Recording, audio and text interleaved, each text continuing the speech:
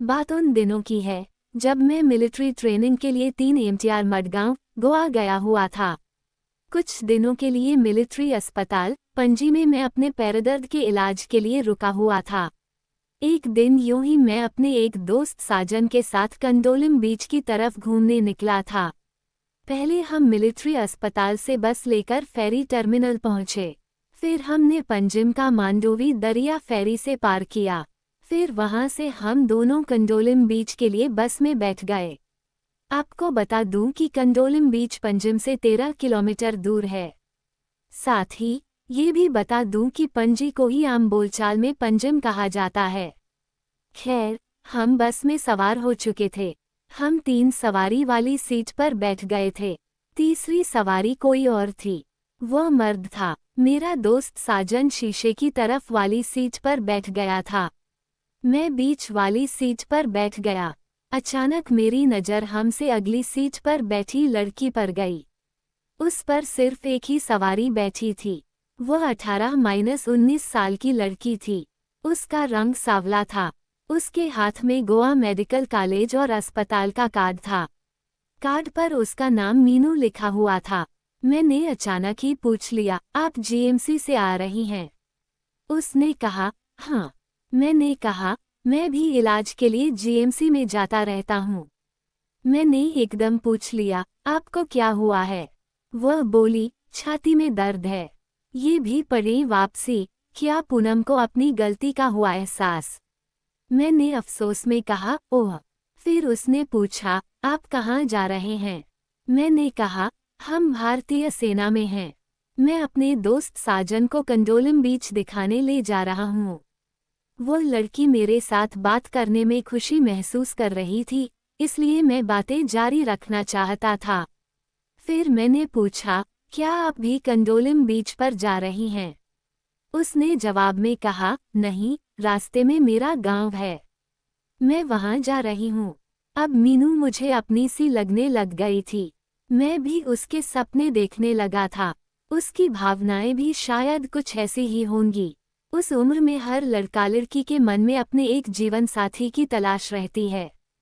मीनू बोली, आगे आ जाए। उसके साथ वाली सीट खाली थी।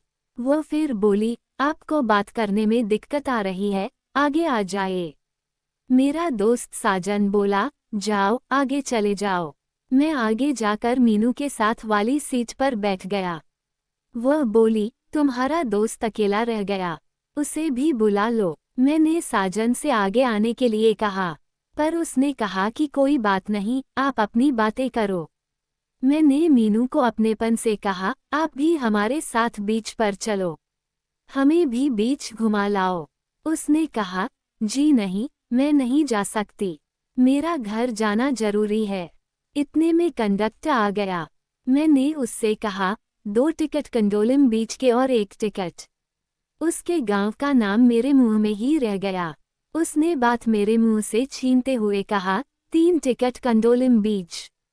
फिर वह मेरी तरफ मुंह घुमाकर बोली, कोई बात नहीं, मैं तुम्हारे साथ ही चलती हूँ, जल्दी वापस आ जाएंगे। मेरी खुशी का ठिकाना नहीं रहा। हम जल्दी ही कंडोलिम बीच पहुंच गए। हम वहां पर घूमे, खाना खाया और इधर उधर की बातें की। मैंने मीनू से पूछा, आपके पिताजी क्या काम करते हैं? उसने जवाब दिया, मेरे डैडी मजदूरी करते हैं। मेरी मम्मी घरों में बर्तन धोने का काम करती हैं। मैं एक गारमेंट स्टोर पर काम करती हूँ और साथ में बर्तन धोने का काम भी करती हूँ।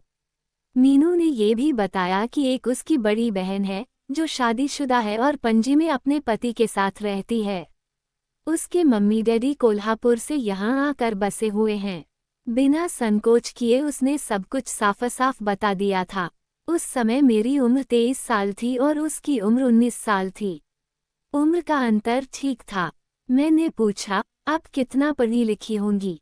उसने बताया कि वह एसएससी पास है। वैसे मेरी पढ़ाई उससे काफ़ी ज़्यादा थी, पर चूंकि हमारे दिल मिल चुके थे, इसलिए सब कुछ ठीक लग रहा था। फिर हम एक होटल में कुछ देर के लिए रुके। हम एक हो गए थे। अब हमें लौटना था। मैं चाहता था कि मेरे बाकी आर्मी के दोस्त भी अपनी भाभी को देख लें। मैं बहुत जोश में था। अब मैं अकेला नहीं था। मैंने उससे कहा कि मेरे साथ मिलिट्री अस्पताल चले। वह बोली, ठीक है। मीनू मेरे साथ मिलिट्री अस्पताल आई। मैंने अपने दोस्तों को उनकी भाभी दिखाई। उसने खुद हमारे कर्नल साहब से बात की। उसके बाद वह वापस चली गई। एक दिन बाद ही मुझे मडगांव सेंटर जाना था। मैंने मीनू को वहां का पता लिखकर दे दिया था। मैं मडगांव सेंटर चला गया था। मीनू की बहुत याद आ रही थी। उसका खत आ गया। वह भी उदास थी। वह मुझसे मिलना चाहती थी। उसने लिखा कि मैं उसको जीएमसी पणजी में 10 तारीख को 12 बजे मिलूं। मैंने उसे जवाब दिया कि मैं भी बहुत उदास हूँ। मुझे भी तुम्हारी बहुत याद आ रही है। मैं जीएमसी पणजी आ रहा हूँ। वहाँ मेरे पैर का ऑपरेशन है। आपसे भी मिल लूंगा। ये भी पढ़े लिव इन की चोट, राहुल को कैसे चुकानी पड़ी कीमत। उसके आने के एक दिन पहले मेरे पैर का ऑपरेशन हो गया था।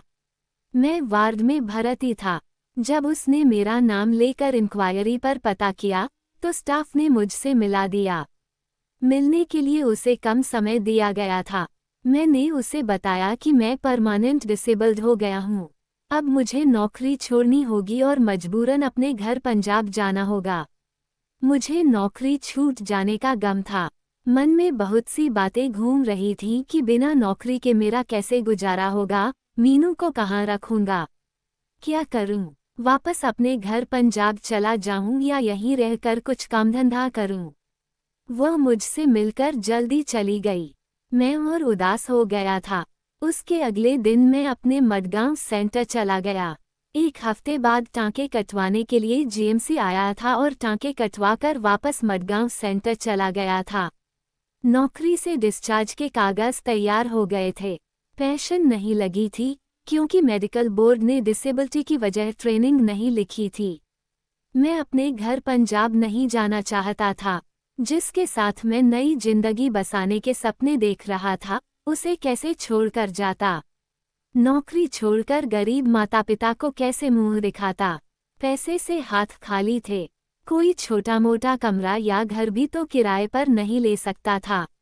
सेहत भी ठीक नहीं थी, जिस वजह से कोई काम भी नहीं कर सकता था। मैंने सोचा कि कोई न कोई काम करने की कोशिश करनी चाहिए।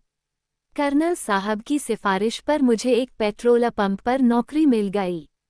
पहले ही दिन काम करके देखा था। शरीर साथ नहीं दे रहा था। मन भी उदास था। शाम को बस में बैठकर मैं मीनू के गांव की तरफ चल पड़ा। उसके गांव उतरकर मैं वहीं बैठ गया।